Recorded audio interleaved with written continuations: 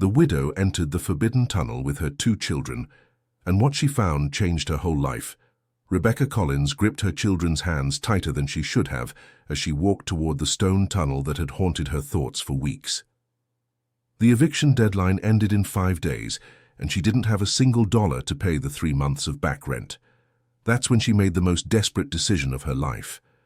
Completely ignoring the faded signs of private property and no trespassing, she guided 12-year-old Ethan and 7-year-old Emily toward the dark passage that connected the abandoned lot to the neighboring farm. "Mommy, why are we here?" whispered Ethan, looking nervously from side to side.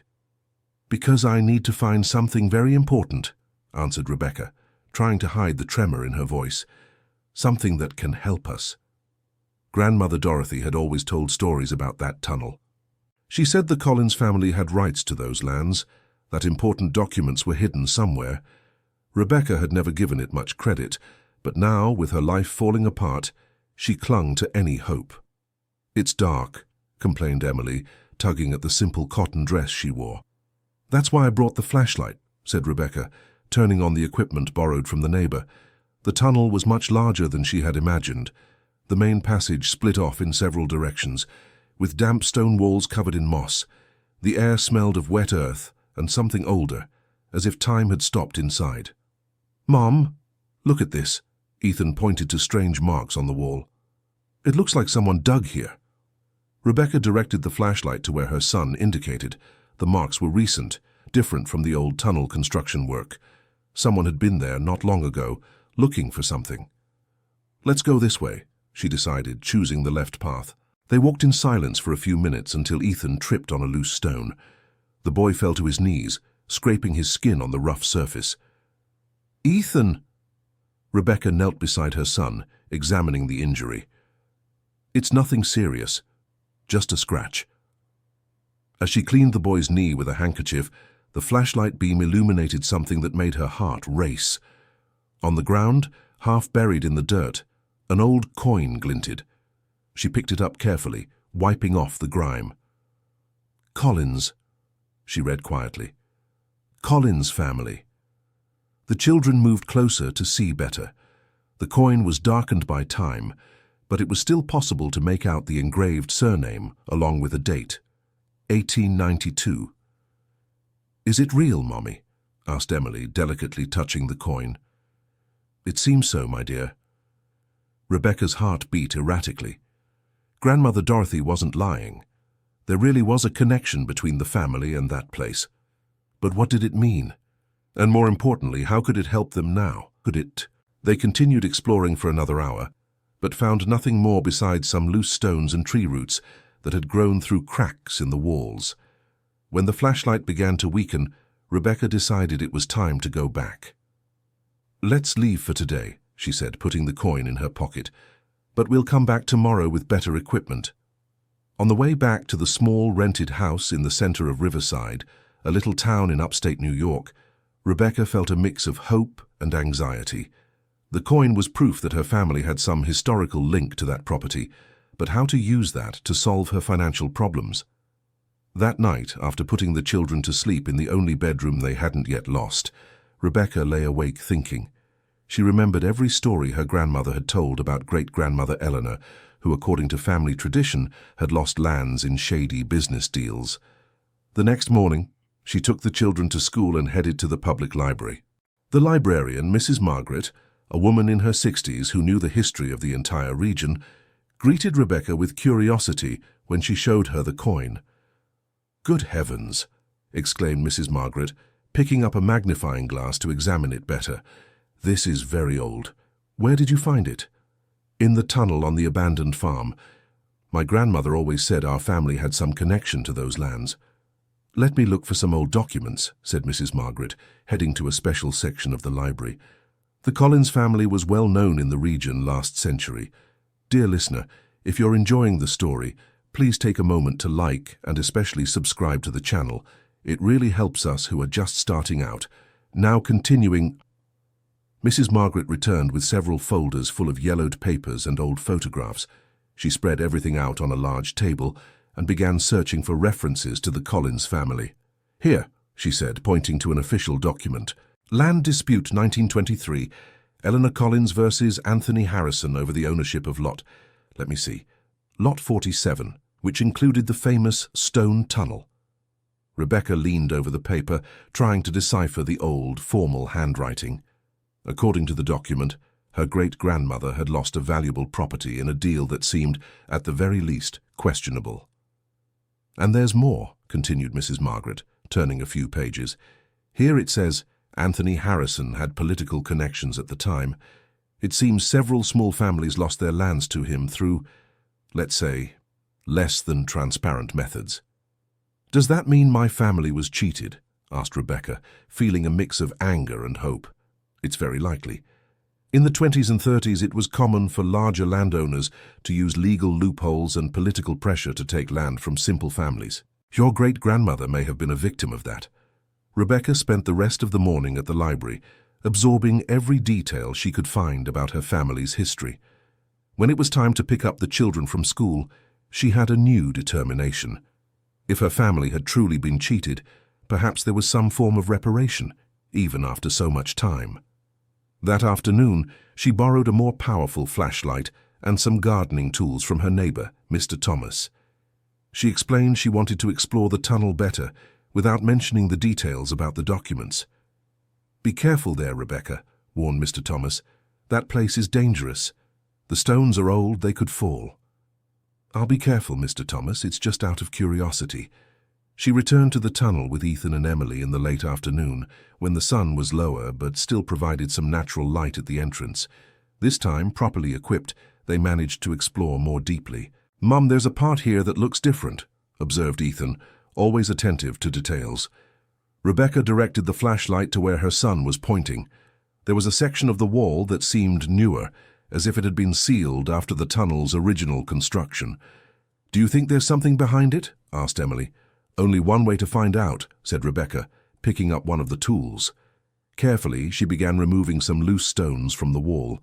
The work was difficult, and her hands, accustomed only to household chores, soon became sore and dirty. After almost an hour of work, she managed to open a small passage. On the other side, there was a secret chamber, not very large, but big enough to store a few things. "We did it!" shouted Ethan, excited by the discovery. Rebecca illuminated the inside of the chamber, and her heart almost stopped. Inside was a rusty metal box, but still intact. With trembling hands, she carefully removed it. The box was heavy and made noises when shaken, indicating there were several loose items inside. On the lid, simply engraved, it read, "Collins family, Eleanor, 1925. "It's really from our family," exclaimed Emily, clapping her hands. "Let's open it at home," decided Rebecca. "It's too dark here and we might damage something important." The walk back home felt eternal. The children asked 1,000 questions that Rebecca couldn't answer. She herself was too anxious to think about anything other than the box she carried under her arm. At home, Rebecca placed the box on the kitchen table. Ethan and Emily settled into chairs, waiting eagerly. The lid was stuck from rust, but with the help of a kitchen knife she managed to open it. Inside were several yellowed documents, some old photographs, simple jewelry, and more coins like the one they had found the day before. Rebecca picked up the first document with extreme care. It was a property deed, dated 1920, confirming that Eleanor Collins was the legitimate owner of an area that included exactly the land where the tunnel was located. The document looked official, with seals and notary signatures. "Look at this photo, Mom!" Ethan was holding a black and white photograph showing a young woman with 2 small children in front of a simple house. On the back, someone had written, "Eleanor, John, and Mary Collins, our house, 1922. "That's our great-grandmother," said Rebecca, moved. "And the house, I think it was where the abandoned farm is today." They spent the entire night examining each item from the box. There were personal letters, payment receipts, and most importantly documents that seemed to prove Eleanor had indeed been deceived in the sale of her land. One letter in particular caught Rebecca's attention. It was from a lawyer of the time, written in 1923, warning Eleanor about irregularities in the documentation that Anthony Harrison had presented to prove the purchase of the land. "Dear Mrs. Eleanor," the letter said, "as per our conversation, the documents presented by Mr. Harrison contain inconsistencies. I suggest you do not sign anything until we clarify the situation." "Great-grandmother tried to defend herself," murmured Rebecca. She knew something was wrong. The next morning, Rebecca took all the documents to the only lawyer in town, Dr. Martin Anderson. He was a middle-aged man, known for being honest, but also for speaking bluntly. "These documents are fascinating from a historical point of view," said Dr. Martin after examining everything carefully. "But I must be honest with you, from a legal standpoint, they have no value today." "What do you mean?" asked Rebecca, feeling her heart tighten. "The deadline to contest this type of transaction passed decades ago. The law does not allow us to question sales this old, even if they were fraudulent. It's a matter of legal certainty." Rebecca felt her world collapse. She had deluded herself thinking the documents could somehow solve her financial problems. "But you could look for a specialist in historical law in New York," suggested the lawyer. "Perhaps there's some loophole I'm not aware of. It would just be expensive." "How expensive?" "At least $5,000 just for an initial consultation with a specialist. And if you were to file any lawsuit, it would be much more." Rebecca left the lawyer's office completely discouraged. She didn't have $5, let alone $5,000. The eviction deadline was approaching, and she had wasted entire days chasing an illusion. That afternoon, while walking aimlessly through the town streets, she entered Mrs. Patricia's antique shop. She was an elegant 70-year-old lady who had been collecting and selling antiques for decades. "Hi, Rebecca. How are you, dear?" greeted Mrs. Patricia. "You look worried." With nothing left to lose, Rebecca told Mrs. Patricia the whole story, from the discovery of the tunnel to the disappointment at the lawyer's office. When she showed some of the documents, the woman's eyes lit up. "Oh my goodness," exclaimed Mrs. Patricia, examining the papers. "This is pure history. Look at these stamps, this handwriting. They're authentic, without a doubt." "But Dr. Martin said they're worthless." "For legal matters, perhaps. But for collectors and historians, they're treasures. I know several people who would pay well for documents like these." For the first time in days, Rebecca felt a flicker of hope. "Are you serious?" "Absolutely.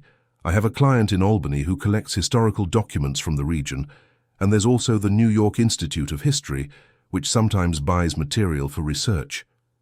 Mrs. Patricia picked up the phone and dialed a number. "Professor Richard? It's Patricia. Listen, I have something that will interest you. Original documents from the Collins family, 1920s. The conversation lasted a few minutes. Rebecca could hear the enthusiasm in the man's voice on the other end of the line. "He wants to see the documents in person," said Mrs. Patricia after hanging up. "He can come here tomorrow morning." "But Rebecca, I must warn you, even if he's interested, it won't be a fortune. Maybe enough for your immediate problems, but not to get rich." "I don't need to get rich," replied Rebecca. "I just need to keep a roof over my children's heads." That night, Rebecca could barely sleep.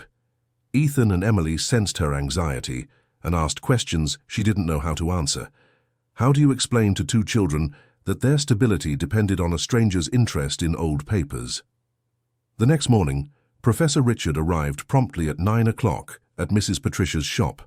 He was a man of about 50, with a greying beard and thick glasses, who immediately showed fascination with the documents. "Extraordinary," he repeated with each paper he examined. "This perfectly documents the fraudulent practices of the time. Look at this forced signature and this forged stamp." "Are you sure they're fake?" asked Rebecca. "Not your family's documents. Those are legitimate. But the documents Anthony Harrison used to prove the purchase. Look here." He pointed out details Rebecca had never noticed. "The ink is different. The paper quality. Your great-grandmother really was the victim of an elaborate fraud." The professor offered $2,000 for the complete collection of documents. It was enough money to pay 2 months' rent, but it wouldn't solve the long-term problem. Rebecca was about to accept when Mrs. Patricia pulled her aside. "Wait a moment, dear," whispered Mrs. Patricia. "Let me try one more thing before you sell." She picked up the phone again and made several calls. Rebecca could hear fragments of the conversations, important historical documents, documented fraud, interest from the academic community. After the third call, Mrs. Patricia returned, smiling. "I did it. The Albany Historical Museum wants to acquire the documents for an exhibition on land frauds from the last century. They're offering $5,000, and they also want you to participate in the exhibition by telling your family's story." Rebecca was speechless for a few seconds. $5,000 was exactly the money she needed to get back on her feet. She could pay off the debts, have a few months of peace to find a better job, and also help preserve the family's history. "And there's more," continued Mrs. Patricia. "They want to document all the research you did. It could become an academic study. Who knows, it might open doors for other work." Professor Richard, who had been listening to the conversation, offered to mediate the contact with the museum. He said he knew the director well and could ensure everything was done officially and transparently. "Besides," he added, "I can help you research more about your family's history. These documents are just the beginning. I bet there's much more to discover." That same afternoon, Rebecca signed the contract with the Albany Historical Museum. She would receive the $5,000 in 2 installments and have her expenses paid to participate in the exhibition happening in 3 months. On the way back home, she stopped at the real estate agency and paid all the overdue months of rent. The relief on the agent's face was evident. He had already begun the eviction proceedings. "Problem solved, Mrs. Collins?" he asked. "For now, yes," she replied. "And I hope definitely soon." That night was the first in months that Rebecca managed to sleep peacefully. Ethan and Emily were excited about the prospect of participating in a museum exhibition. They made plans about what it would be like, what clothes they would wear, whether there would be other children there. But Rebecca knew there was still much to discover.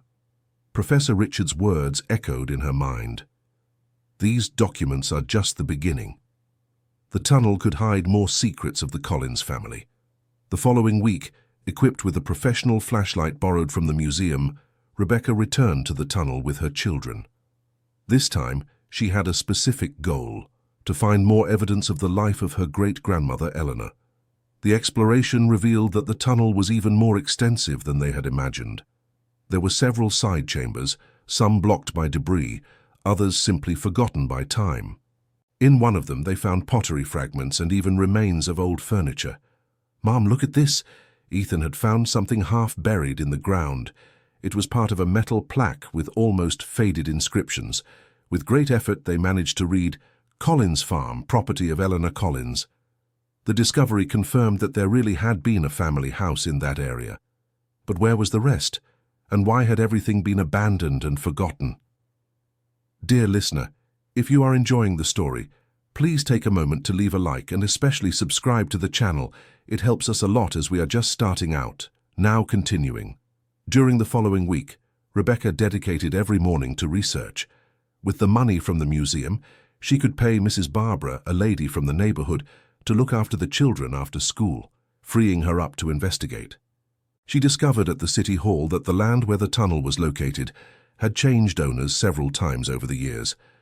After the forced sale of 1923, it passed to Anthony Harrison, then to his children, and was finally sold to a company from New York in the 80s. The company never developed the land, and it remained abandoned ever since.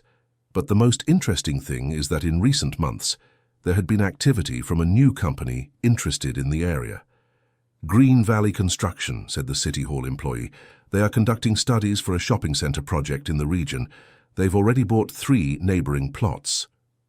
This explained the recent marks in the tunnel. Someone from the construction company had been there, probably assessing whether the old structure would interfere with the construction plans. Rebecca felt a chill. If the construction company demolished the tunnel, her family's entire history would be lost forever. She had to find a way to protect that heritage. She sought out Professor Richard, who immediately became interested in the problem. "There is a law for the protection of historical heritage," he explained. "If we can prove the historical importance of the tunnel, we can request its landmark designation." "How would we do that?" "We need more evidence. Documents, old photographs, testimonies from elderly people who might remember the time. and most importantly, a complete archaeological survey. The professor put Rebecca in contact with a team of archaeologists from the State University who were interested in the project. They offered to do a free preliminary study in exchange for using the results in academic research. "But we have to be quick," warned Professor Linda, the team coordinator. "If the construction company starts the work, it will be impossible to stop the process."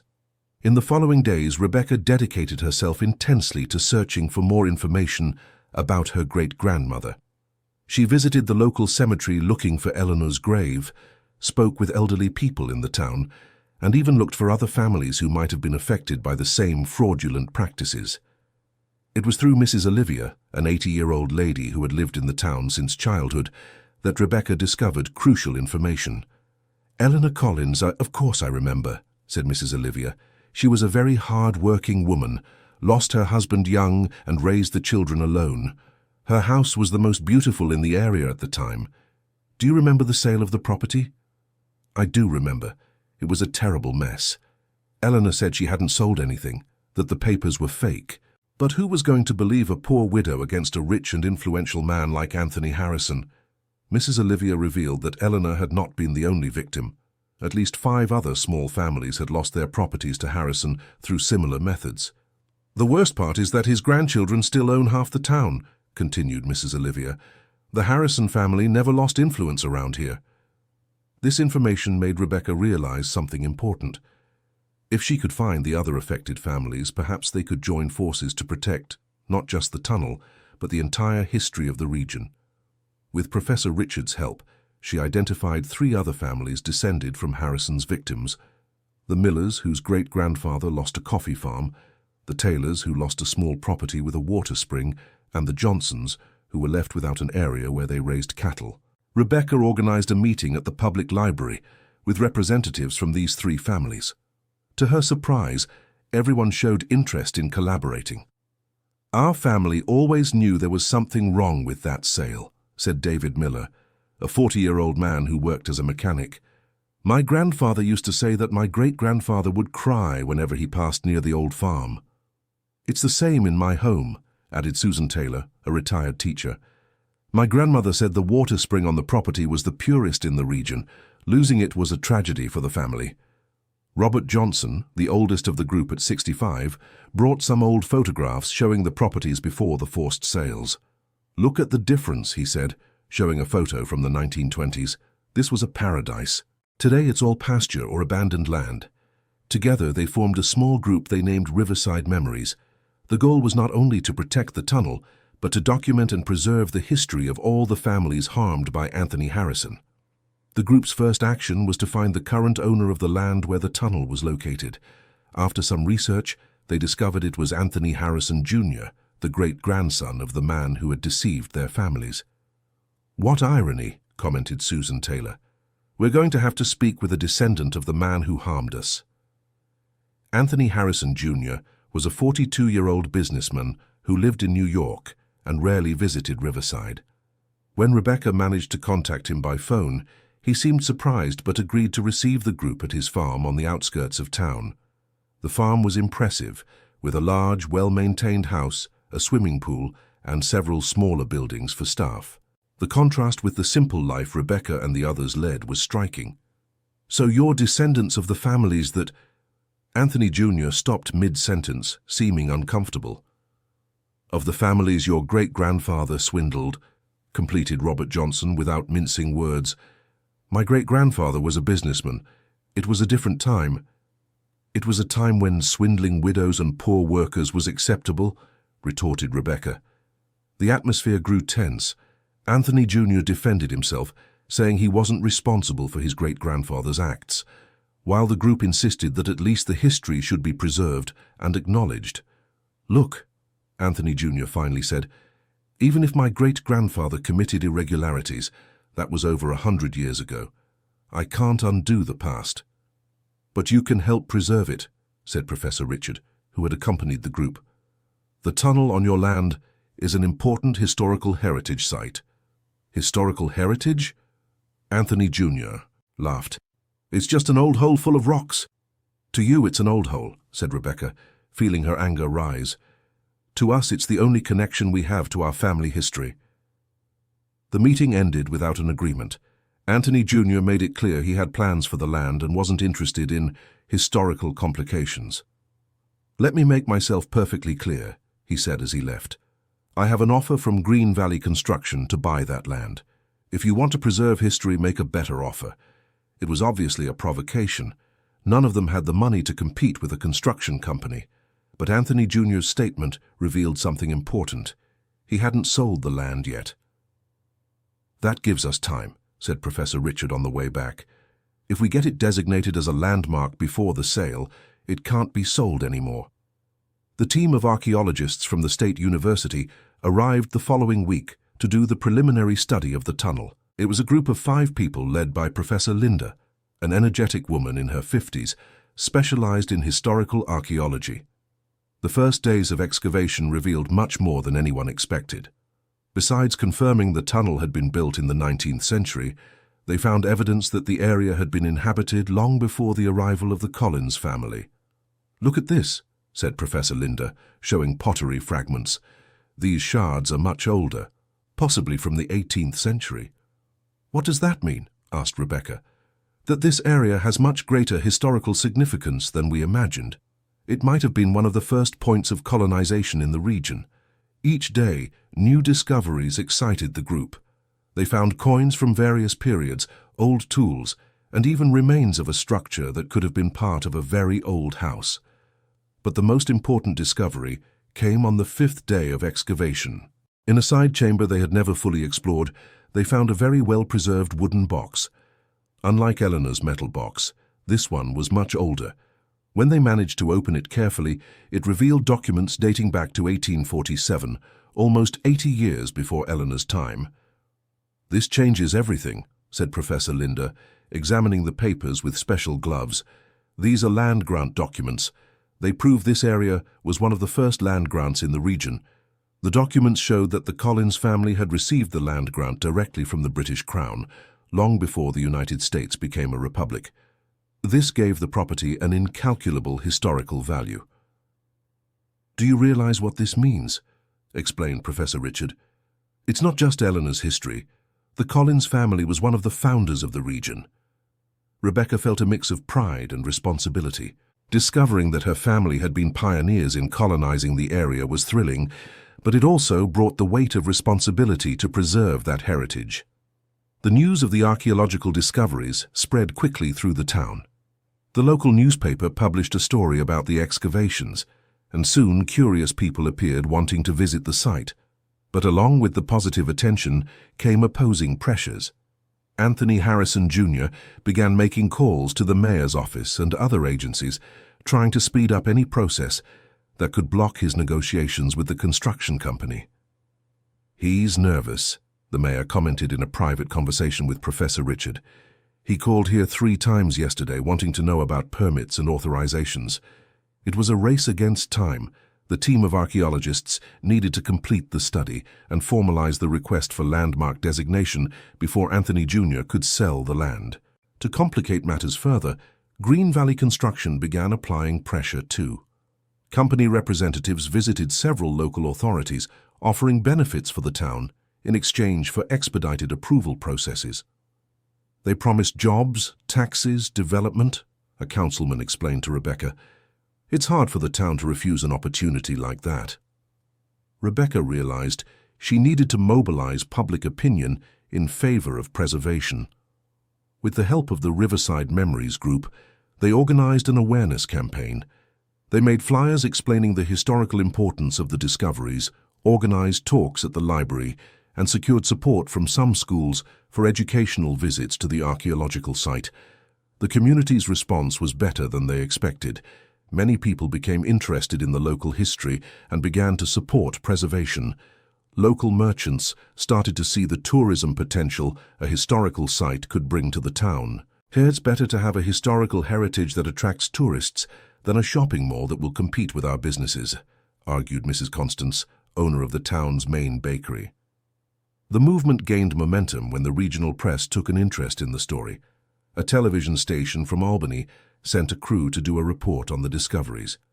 Rebecca found herself in the unusual position of being interviewed for television. She had never imagined that one day she would talk about her family to thousands of people. "How do you feel knowing your family were pioneers in the region?" asked the reporter. "It's a very great responsibility," replied Rebecca, trying to control her nervousness. "My great-grandmother was deceived and lost everything, but now we've discovered that our history goes much further. It's not just about our family, it's about the history of the entire region."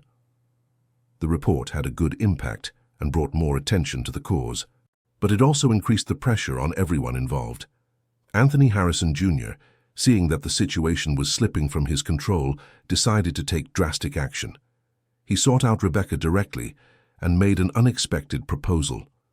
"I want to make a deal with you," he said, showing up at Rebecca's house unannounced.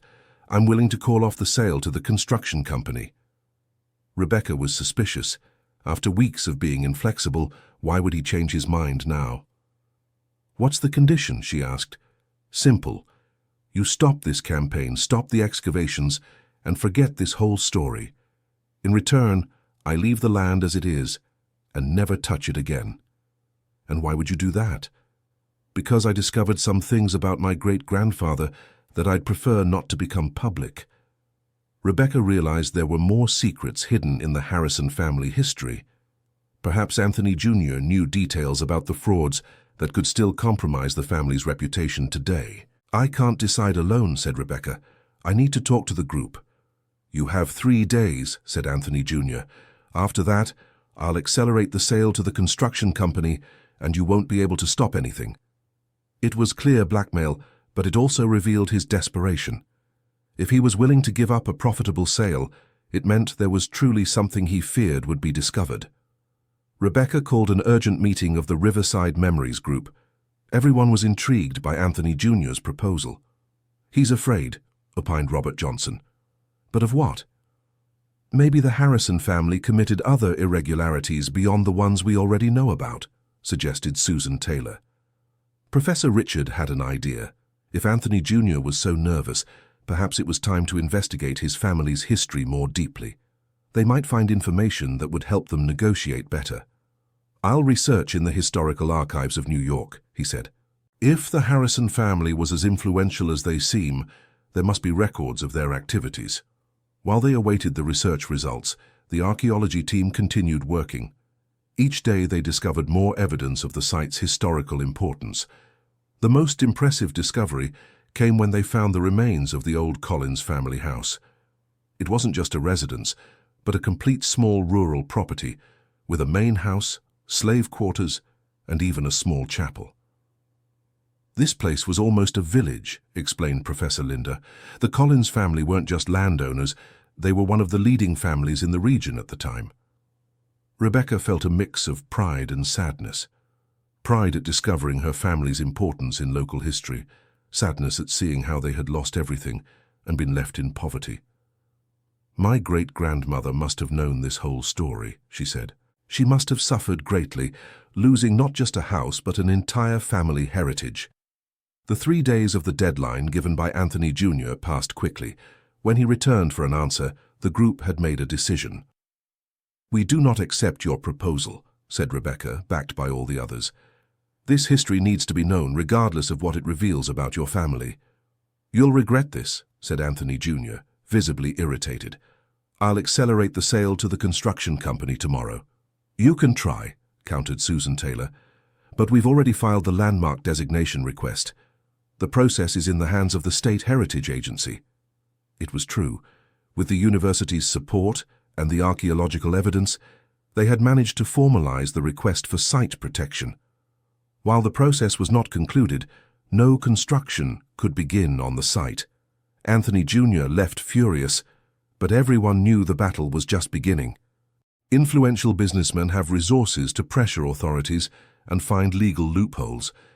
Now we hope the landmark designation is approved before he finds a way to circumvent the process, said Professor Richard. While they awaited the official decision, something unexpected happened. Professor Richard returned from New York with information that completely changed the landscape of the situation. "You won't believe what I found," he said, with a serious expression. According to the documents he found in the historical archives, Anthony Harrison, the great-grandfather, hadn't just cheated a few local families. He was involved in a much larger land-grabbing scheme that extended across several towns in the region. He falsified property deeds on a large scale, explained the professor. He stole over 5,000 hectares of land from small landowners between 1920 and 1930. But the most shocking was another discovery. In his final years, Anthony Harrison had tried to make amends for his crimes. He left instructions in his will for his descendants to make reparations to the harmed families. "Does Anthony Harrison Jr. know this?" asked Rebecca. "Not only does he know, but he's been trying to fulfill his great-grandfather's instructions for years," revealed the professor. "I found records of anonymous donations he has been making to families in the region, social works, city improvements. This information completely changed everyone's perspective on Anthony Jr. He wasn't trying to hide crimes to protect the family's reputation. He was trying to make amends for them." "Why didn't he tell us this then?" asked David Miller. "Probably out of pride," suggested Robert Johnson. "Publicly acknowledging the great-grandfather's crimes is different from trying to make amends in silence." The group decided to seek out Anthony Jr. again, but this time with a completely different approach. Instead of confrontation, they would propose a partnership. The meeting took place at his farm, but the atmosphere was completely different from the first time. When Rebecca revealed they knew about his attempts at reparation, Anthony Jr. was visibly moved. "You really found out?" he asked, his voice choked. "We discovered your great-grandfather had regrets and that you have been trying to honor his memory," said Rebecca. "Why didn't you tell us this before?" Anthony Jr. sat down heavily in an armchair and told his version of the story. For years he had been struggling with the inherited guilt from his great-grandfather's crimes. He tried to make reparations, but always in silence, fearing public exposure would destroy the family. "When you all showed up wanting to preserve history, I panicked," he confessed. "I thought you wanted to destroy me, to publicly expose my great-grandfather's crimes." "We only want to preserve our history," said Susan Taylor. "And now we know your family is also part of it, both in the mistakes and in the attempts at reparation." That's when a revolutionary idea emerged. Instead of selling the land to the construction company, Anthony Jr. could turn it into a historical memorial for the region. A place that would tell the whole story, including the injustices committed and the attempts at reparation. "This would honor both the victims and your great-grandfather who had regrets," explained Professor Richard, "and you could finally publicly fulfill the desire to make amends." The idea excited everyone. Anthony Jr. showed interest, but had a practical concern: how to financially sustain such a project. "With creativity," answered Rebecca. "Historical tourism, partnerships with schools and universities, support from cultural agencies. There are many possibilities." Dear listener, if you're enjoying the story, please take a moment to like and especially subscribe to the channel. It helps us a lot as we're just starting out, now continuing. In the following weeks, the memorial project took shape. Anthony Jr. officially withdrew from the sale to the construction company and committed to funding the memorial's first phase. The Riverside Memories Group became the project's management board. The first decision was to completely preserve the tunnel and turn it into the centerpiece of the exhibition. The side chambers would be restored and adapted to safely receive visitors. The old Collins family house would be reconstructed based on archaeological evidence. Rebecca was invited to be the project's general coordinator. It was a paid job that would finally give her financial stability and the opportunity to dedicate herself to something she was truly passionate about. "I never imagined that one day I would work preserving my own family's history," she said upon accepting the position. Ethan and Emily were excited about the changes in their lives. Instead of living with the constant worry of eviction, they now had a comfortable home at the memorial itself and could actively participate in everything that was happening. "Mom, now I can tell my school friends that our family is important," said Emily, full of pride. "It always was important, my dear," replied Rebecca. "We just didn't know the first months of work were intense." In addition to coordinating the restoration and adaptation work, Rebecca needed to learn about cultural management, historical tourism, and heritage education. Anthony Jr. proved to be a dedicated partner. He not only financed the project, but actively participated, bringing ideas and contacts that helped give credibility to the memorial. His business experience was crucial for structuring the project sustainably. "This is becoming bigger than any of us imagined," commented Professor Richard during a planning meeting. It was true. What had begun as Rebecca's desperate attempt to solve financial problems had transformed into a project that was gaining attention across the entire region. The first phase of the memorial was inaugurated 6 months later, in a ceremony that brought together local authorities, academics, and hundreds of people from the community. The mayor gave an emotional speech about the importance of preserving local history. "This memorial is not just about the past," he said. "It's about how we can learn from history to build a better future." Rebecca was invited to speak at the ceremony. She was nervous but determined to honor the memory of her great-grandmother and all the families that had been harmed. "My great-grandmother Eleanor lost everything she had, but she left us something far more valuable: the persistence to seek the truth," she said, looking at Ethan and Emily in the audience. "This memorial exists because she never gave up fighting for justice." Her speech moved everyone. Many people cried, including Anthony Jr., who for the first time spoke publicly about his great-grandfather's crimes and his own attempts at reparation. "My family made serious mistakes in the past," he said. "I cannot undo what was done, but I can work to ensure these stories are remembered and that justice is, even if belatedly, acknowledged." The memorial began attracting visitors from the very first month. Schools in the region organized educational trips, and tourists interested in history started including Riverside in their itineraries. Rebecca developed a special tour that took visitors through the tunnel, telling not only her family's story, but that of all families affected by the fraudulent practices of the time. It was an exciting experience that combined history, archaeology, and reflections on social justice. "You have a natural talent for this," remarked a history professor from New York after taking the tour. "Have you ever thought about writing a book about the experience?" The book idea planted a seed in Rebecca's mind. With Professor Richard's help, she began documenting not only her family's history, but the entire process of discovery and creation of the memorial. The research work led her to discover even more details about Eleanor Collins's life. Through letters and documents found with other families, she built a complete portrait of the woman who had been her great-grandmother. Eleanor had been much more than a victim. She was an educated woman by the standards of the time, who competently managed the family property and actively participated in community life. Her fight against Anthony Harrison's fraud had been courageous and determined, even knowing she would hardly be victorious. "She was a woman ahead of her time," Rebecca said during an interview for a history magazine. "If she lived today, she would certainly be a successful businesswoman or community leader." The memorial continued to grow. In the second year, they secured resources to expand the facilities and create a research center specialized in the rural history of upstate New York.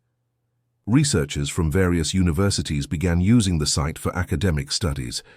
Rebecca discovered a passion for historical preservation work. She took specialization courses, attended conferences, and became a reference in the field. Her personal story of overcoming through connection with the past inspired other people in similar situations. "We often think our family history isn't important," she would say in lectures, "but every family has stories that deserve to be preserved. It's a matter of having the courage to look." Ethan and Emily grew up immersed in this environment that valued history and education. They developed an impressive knowledge about their region's past and became little guides at the memorial, charming visitors with their enthusiastic explanations. "My mother found our history in that tunnel," Ethan would explain to tourist groups, "and now we help other people learn about their history too." The memorial's success brought recognition beyond the region. Rebecca was invited to participate in an international conference on historical heritage and cultural tourism. It was her first international trip, funded by a foundation that supported preservation projects. "2 years ago, I was desperate, with no money for rent," she said in an interview with a specialized magazine. "Today I'm representing my country at an international conference. Life can change completely when we find our purpose." The international experience opened new horizons. Rebecca learned about similar projects in other countries and brought innovative ideas to apply at the memorial. She also established partnerships with foreign institutions interested in exchanging experiences. Back in the United States, she implemented an exchange program that received students from other countries interested in learning about historical preservation and sustainable development. The program was a success and brought even more recognition to Riverside. "Our town is on the world map thanks to the memorial," the mayor commented with pride. "And it all started with a courageous woman who didn't give up searching for her history." The memorial's third anniversary was marked by the inauguration of the permanent exhibition about the region's pioneer families. In addition to the Collins family, stories of dozens of other families who contributed to local development were included. Anthony Jr. made sure to include a section about his own family, honestly recounting both the crimes and the attempts at reparation. It was a courageous gesture that was highly respected by the community. "Admitting the mistakes of the past is the first step to building a better future," he said at the exhibition's inauguration. "I hope our story serves as an example so that injustices like these are not repeated." Rebecca looked at all of this with a mixture of disbelief and gratitude. In 3 years, her life had changed completely. From a desperate widow on the brink of eviction, she had become a respected cultural manager, an aspiring writer, and a reference in historical preservation. But the most important change had been internal. Discovering her family's history had given her not only financial stability, but purpose and self-esteem. She was no longer just a woman struggling to survive. She was a guardian of her region's history.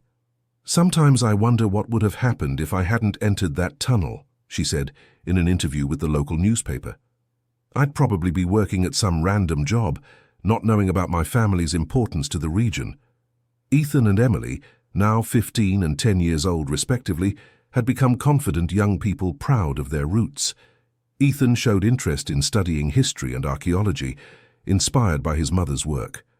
Emily was fascinated by education and wanted to become a teacher to teach interesting stories like the ones at the memorial. Rebecca's book was published in the memorial's 4th year. From Tunnel to Memorial, A Journey of Discovery and Reparation became a regional editorial success and was adopted by schools as supplementary material for local history classes. "Seeing our story written in a book is surreal," said Susan Taylor, who had contributed testimonies about her family for the publication. "Our children will be able to read about us in history books." The memorial now received over 10,000 visitors per year, including groups from other countries, interested in the American model of historical reparation through cultural preservation. Rebecca had unwittingly created a unique example of how to transform historical injustices into opportunities for education and development. The recognition brought new responsibilities. Rebecca was invited to advise other similar projects in different regions of the United States. She traveled regularly for consultations, always accompanied by her children, who saw these trips as educational adventures. "My mom is famous now," Emily joked with her schoolmates. "She helps other people find their stories." On one of these consultations, Rebecca met other people with similar stories, families who had lost properties through fraudulent methods and were trying to recover or at least preserve their histories. She realized that her family's case was not unique, but part of a broader historical pattern. "How many families across the entire United States lost their land this way?" she asked during a meeting with experts in agrarian history. "How many stories like ours are forgotten?" This reflection led her to propose an ambitious project, a national network of similar memorials, each telling the local story of land injustices and their reparation processes. The idea was well received by universities and cultural bodies. It would be a way to give visibility to a historical problem that affected millions of families, she explained in a presentation to the Department of Culture, and at the same time create opportunities for cultural and touristic development in regions that need it. The National Network project was still in development when Rebecca received an unexpected proposal. An international foundation offered a full scholarship for her to complete a master's degree in historical heritage at a European university. It was an incredible opportunity, but it would mean being away from her children and the memorial for 2 years. The decision was difficult and involved long conversations with Ethan and Emily. "Mum, you need to go," said Ethan, showing impressive maturity for his 15 years. "It's important for you and for the work we do here." "Can we go too?" asked Emily, ever practical. The foundation agreed to include the children in the scholarship. It would be a transformative experience for the whole family. Anthony Harrison Jr. committed to taking care of the memorial during Rebecca's absence, along with Professor Richard and the rest of the team. "You changed my life too," said Anthony Jr. at the farewell. "Working on this project gave me a purpose I didn't know was missing." The experience in Europe was enriching. Rebecca gained access to advanced methods of historical preservation and cultural management. Ethan and Emily adapted well to European schools and returned speaking 2 additional languages. But the most valuable thing was the international perspective they acquired. They visited dozens of memorials and historical sites, always comparing them with their American experience. Rebecca realized that the model they had created in Riverside was truly innovative. "You achieved something rare," said her master's thesis advisor. "You transformed a historical injustice into an instrument of reparation and development. This should be studied and replicated." The master's degree was completed with distinction. Rebecca Collins' dissertation, Historical Reparation Through Cultural Preservation, The Case of the Riverside Memorial, was published in English and Portuguese and became a reference in the field. Back in the United States, Rebecca found the memorial even more developed. During her absence, the project had received federal funding and become an official government case study for historical reparation policies. "We missed you," said Susan Taylor at the reunion. But the work continued. The memorial is now recognized as New York State Cultural Heritage. It was the official recognition that gave the memorial permanent protection and access to special resources for maintenance and expansion. Rebecca was moved to see that everything they had built was consolidated and protected for future generations. Ethan, now 17, announced he had decided to study history with a specialization in archaeology. He wanted to follow in his mother's footsteps, but with a focus on academic research. Emily, at 12, remained interested in education and was already helping as a junior guide at the memorial. "Our family has found its place in the world," said Rebecca during an interview celebrating the memorial's 5th anniversary. "And that place is preserving and telling stories that deserve to be remembered." The memorial's 6th year was marked by the inauguration of the Center for Historical Reparation Studies, a research institute that Rebecca directed. The center received researchers from all over the world interested in studying methods of reparation for historical injustices. Anthony Harrison Jr., now 50, had found a second career as a philanthropist focused on social justice and historical preservation projects.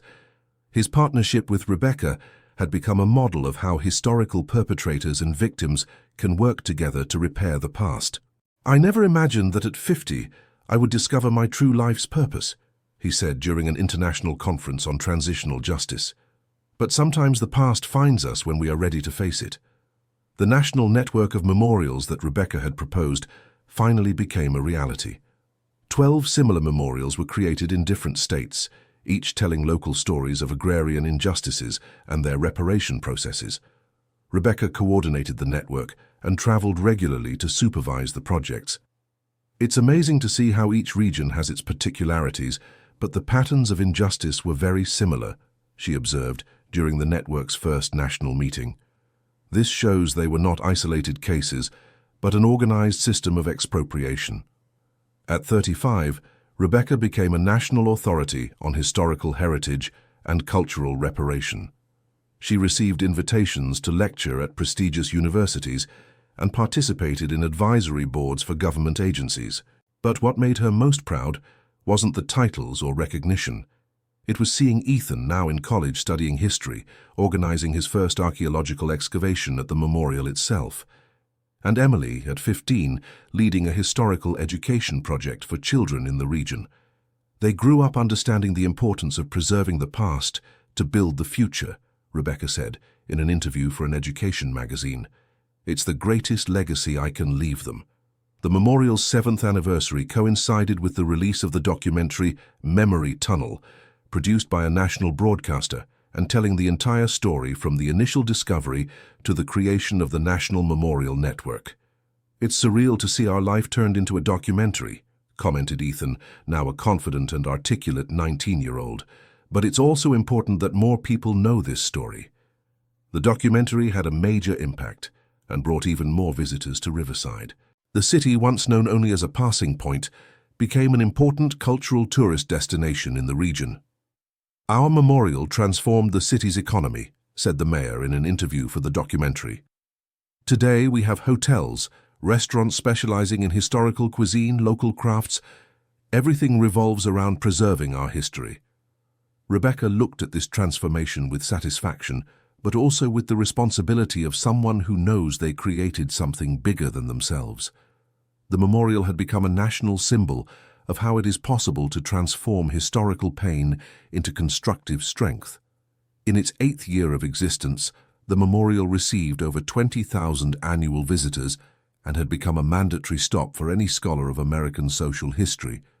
Rebecca published her second book, Memory Networks: How to Multiply Historical Reparation Experiences. Ethan was in his 3rd year of history and was already planning his undergraduate thesis on archaeological techniques at urban historical sites. Emily, at 16, had been accepted into an exchange program to study cultural management in England. "Each of us found our own way to contribute to preserving and studying history," said Rebecca during a tribute she received from the American Historical Heritage Association. "But it all started with a desperate woman who had the courage to enter a forbidden tunnel." The phrase became emblematic and was used as the slogan for a national campaign encouraging families to research and preserve their own histories. The National Archives created a special program to support family and local research inspired by Rebecca's work. "How many important stories are lost because people think they are not important enough?" Rebecca would ask in her lectures. "Every family has something to contribute to the history of their place." The memorial's 9th year was marked by a visit from a UNESCO delegation to evaluate the project as a model to be replicated internationally. It was the highest recognition a historical preservation project could receive. "You have created something unique in the world," said the UNESCO representative during the visit. "A model of historical reparation that combines justice, education, economic development, and cultural preservation in a sustainable way." The positive evaluation resulted in the memorial being included in UNESCO's global program of best practices in cultural heritage. This brought international resources and the possibility of exporting the model to other countries. Rebecca, now 38, had become an international figure. She received invitations to advise similar projects on other continents and was frequently asked to speak at conferences on transitional justice and cultural preservation. But her greatest satisfaction continued to be seeing the local impact of the work. Riverside had transformed from a forgotten town into a cultural reference center. Young people who once left in search of opportunities now found work and purpose in their own city. "The memorial created an entire local creative economy," she explained in interviews. "Artisans, tour guides, researchers, educators, many professions that didn't exist here before." Ethan graduated in history with distinction and was accepted into a master's program in archaeology at Columbia University. His research would be on excavation methods at urban historical sites, directly inspired by the work done at the family memorial. Emily returned from England fluent in French and with innovative ideas about cultural management. At 17, she already showed a natural talent for administration and communication, essential traits for continuing the family's work. "Each generation has its own way of contributing," said Rebecca in an interview on the memorial's 10th anniversary. "I discovered and preserved our history. Ethan will deepen the scientific knowledge about it. Emily will ensure this history is communicated to future generations." The memorial's 10th anniversary was celebrated with a week of events that included academic conferences, cultural presentations, and the inauguration of a new wing dedicated specifically to the stories of pioneering women of the region. It's important to show that women have always been fundamental in building history, even when they didn't appear in official documents, said Rebecca at the inauguration. "My great-grandmother Eleanor is representative of thousands of women who fought and worked to build this country." The event brought together national and international authorities, researchers, and hundreds of people from the community. But the most emotional moment was when Rebecca received a special tribute from the other families who had created memorials in the national network. "Rebecca Collins didn't just find her own family's history," said Susan Taylor, representing all the memorials in the network. "She showed a path for dozens of other families to also find their histories and transform pain into hope." At that moment, 10 years after desperately entering a forbidden tunnel, Rebecca fully understood what she had built. It wasn't just a memorial or a successful cultural business. It was a legacy of courage, persistence, and faith in the importance of personal stories for building collective history. At 40 years old, she looked at Ethan, now a master in archaeology and beginning his doctorate, and at Emily, graduated in cultural management and coordinating the memorial's educational projects. She saw in them the continuity of the work she had begun on a desperate morning. "Sometimes I think about what would have happened if I hadn't had the courage to enter that tunnel," she reflected during a lecture for young cultural entrepreneurs. Probably Ethan and Emily would be growing up without knowing the importance of their roots, without pride in their family, without a clear purpose in life. The memorial continued growing. In the 12th year, a popular historical heritage university was created, offering free courses to the community on preservation, genealogical research, and cultural management. Rebecca directed the university and saw in it the realization of her dream to democratize access to historical knowledge. "Knowing our history cannot be a privilege for those who have money to pay for expensive universities," she said, in the inaugural class of each semester. "It is a basic right of every citizen to understand where they come from and where they can go." Ethan, at 25, had become a respected archaeologist and directed the excavations that continued revealing new aspects of the regional history. His discoveries were regularly published in international scientific journals. Emily, at 22, managed the expansion of the National Memorial Network and had developed innovative methodologies to engage young people in historical preservation projects. Her work was studied in universities throughout the United States. "The next 2 generations of the Collins family are already prepared to continue this work," said Anthony Jr., now 60 years old and still an active partner in the project. "And they have the tools Rebecca didn't have when she started: formal education, resources, and a consolidated support network." On the memorial's 15th anniversary, Rebecca was decorated by the federal government with the National Medal of Arts, the country's highest honor for people who contribute significantly to the preservation of American culture. "This medal isn't just mine," she said at the ceremony in Washington, D.C. "It belongs to the entire Collins family, who resisted through the generations. It belongs to Anthony Jr., who had the courage to confront his family's mistakes. It belongs to everyone who believed our story deserved to be preserved." At 45, Rebecca was preparing for a new phase of her life. With the memorial consolidated and running autonomously, she wanted to focus on writing books and advising similar international projects. "The time has come to plant seeds elsewhere," she said in an interview for a cultural magazine. "The model is working here. Now it needs to spread to help other families and communities find their histories." Ethan officially assumed the scientific direction of the memorial, while Emily became the executive director. Rebecca would continue as honorary president and advisor, but with freedom for new projects. Rebecca's first international project was advising the creation of a similar memorial in Canada for families affected by rural violence. The American model was adapted to the local reality, but the basic principles remained, transforming historical pain into knowledge and development. "It's moving to see how the principles we discovered work in completely different contexts," she said during a conference in Toronto. "The stories are different, but the human need to preserve and honor the past is universal." At 50, Rebecca had become one of the world's leading specialists in historical reparation through culture. She had books published in several languages and projects implemented on 4 continents, but she always returned to Riverside, to the tunnel where it all began. Now illuminated and safe, visited by thousands of people annually, the tunnel remained the heart of the memorial and the symbol of her personal journey. "Sometimes I come here alone like that first time," she would share in her latest interviews. "And I thank my great-grandmother Eleanor for having kept those documents. I thank the desperation that forced me to be brave. I thank every person who believed that our story deserved to be preserved." Ethan, now a doctor and university professor, had created a new line of research on archaeology of resistance, focused on discovering and preserving stories of marginalized groups. Emily directed an international foundation that supported community historical preservation projects in developing countries. "Each of us found our own way to honor what we discovered in that tunnel," said Rebecca during the memorial's 20th anniversary. "But the most important thing is that we managed to turn a historical injustice into a force for good."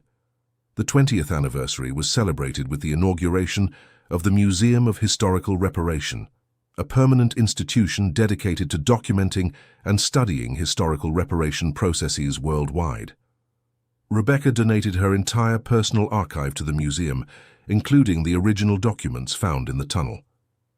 "This is my way of ensuring the history we discovered is never lost again," she said at the donation ceremony, "and that it inspires other people to have the courage to search for their own histories." At 55, Rebecca was writing her memoirs, a book that would tell the entire journey from that desperate day to becoming an international authority. The book would be her personal legacy, the complete story of how an ordinary woman can change her life, and that of many others through courage and persistence. "When I entered that tunnel for the first time, I was running from problems," she wrote in the last chapter of the book. "When I left, I had found my life's purpose. Sometimes the most desperate moments are doors to our greatest destinies." End of story. Now tell me what you thought of this moving story. Do you believe Rebecca made the right decisions throughout her journey? Did her courage to enter the Forbidden Tunnel inspire you in any way? Leave your honest comment sharing your opinion about this story of overcoming and discovery. Don't forget to like and subscribe to the channel so you don't miss other stories that touch the heart.